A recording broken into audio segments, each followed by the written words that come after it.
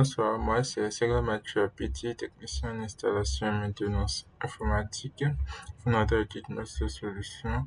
Aujourd'hui, nous sommes là pour aborder l'insertion d'une formule en Excel. La vraie question à se poser, c'est comment insérer une formule dans Excel. Donc, pour insérer une formule dans Excel, vous positionnez dans la cellule, vous appuyez sur égal, c'est-à-dire une formule est toujours initialisée par égal, c'est ce qui permet à Excel de différencier une formule d'un texte qu'on écrit simplement. Ok, donc la formule elle peut être constituée de deux manières, soit de cellules, soit de nombres uniquement. Bon, nous allons voir la première manière, bon, celle des nombres uniquement. Donc ici, nous allons faire 4 plus 5, ça fait égal à 4 plus 5.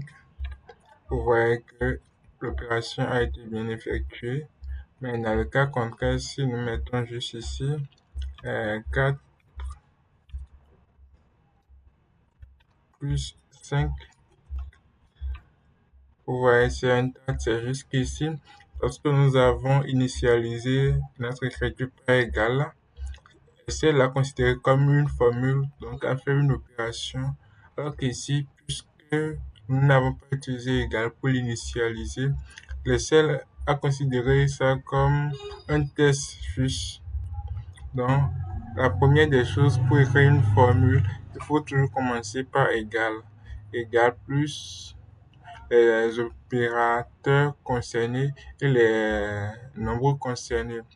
Maintenant, si on devrait faire ça pour toutes les cases qui sont là, c'est que ça sera une manière archaïque. Donc ici, ce qu'on fait généralement, au lieu d'utiliser les nombres, nous utilisons les cellules dans lesquelles elles sont pour permettre à ce que lorsqu'il y a une modification, le résultat s'adapte automatiquement. Donc ici, on fait 4 plus 5. Ok, ça nous fait 9. Ici, on va toujours débuter par égal. On fait 3 moins 1. Ça fait 2 ici. Toujours pas égal. 5 fois 4. 20 ici. Euh, on débute par égal. 10. Ok, divisé par 2. Nous avons 5. Le fait d'utiliser les cellules pour composer l'opération nous permet d'adapter le résultat directement lorsque ça change. Ici maintenant, je vais mettre 7. Vous voyez que le résultat s'est adapté automatiquement. Ce qui ne serait pas le cas si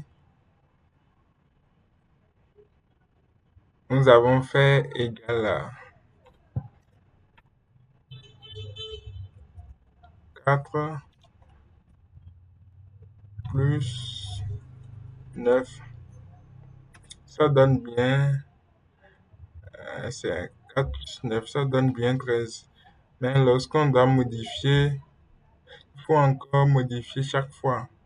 Alors que si le nombre de modifications est important, en utilisant les cellules dans la formule, une fois qu'une modification est effectuée dans l'une des cellules, le résultat est là automatiquement. Donc pour insérer une formule dans une cellule, il faut utiliser les cellules contenant les opérations, l'opérateur, ce qui permettra d'ajuster automatiquement le résultat lors d'une modification. Pour ceux qui souhaitent poursuivre et aller plus loin en Excel, la formation en Excel elle est disponible, elle est juste à 3000 francs. Bonne suite de journée à vous.